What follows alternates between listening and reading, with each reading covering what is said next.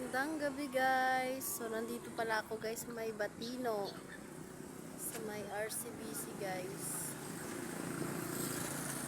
So nagsundo na naman ako guys ng aking pamangkin. Dahil wala pang alas 9 siya guys. So nandito ako ngayon sa may Batino. Good evening. Naka-e-bike pala ako guys. Yan ang aking dala. So hindi ako nagmotor. So magandang gabi everyone. So paawas na yan siya guys.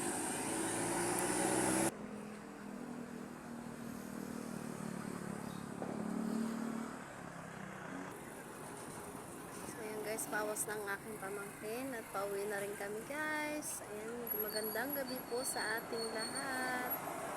Thank you for watching guys.